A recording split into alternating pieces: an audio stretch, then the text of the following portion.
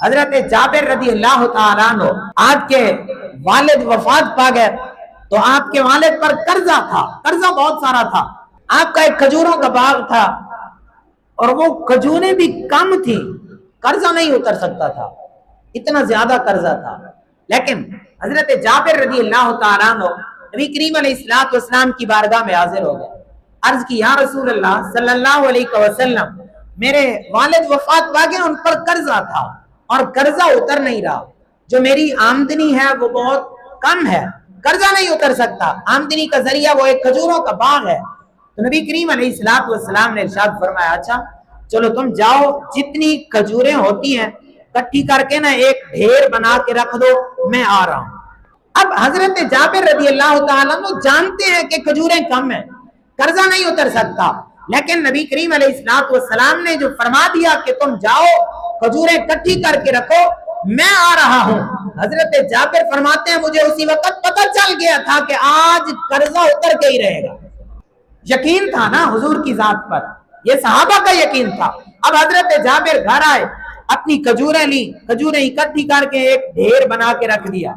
حضور علیہ السلام تشریف لے کے آئے، حضور علیہ السلام نے برکت کی دعا کی اور دعا کر کے حضور چلے گئے۔ حضرت جابر کو ارشاد فرما دیا، فرمایا بلاؤ جن جن کو قرضہ دینا ہے، دیتے جاؤ کھجوریں ان کو۔ حضرت جابر فرماتے ہیں بظاہر لگ رہا تھا کھجوریں کم ہیں، لیکن مجھے یقین تھا کہ رسول اللہ نے دعا کر دی ہے اور ارشاد فرما دیا ہے کہ جن کا قرض دینا ہے دے دو، لوگوں کا قرضہ اتر جائے گا۔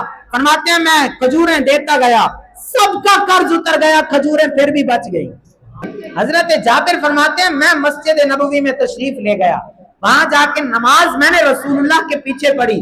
نماز پڑھنے کے بعد میں نے حضرت ابوبکر صدیق، حضرت عمر فاروق رضی اللہ تعالیٰ عنہ کو بتایا کہ اس طرح معاملہ ہوا ہے۔ آج نبی کریم علیہ السلام نے برکت کی دعا کی ہے، میرے باپ پر جتنا بھی قرضہ تھا وہ سارے کا سارا اتر گیا، کھجوریں بھی بچ گئی ہیں۔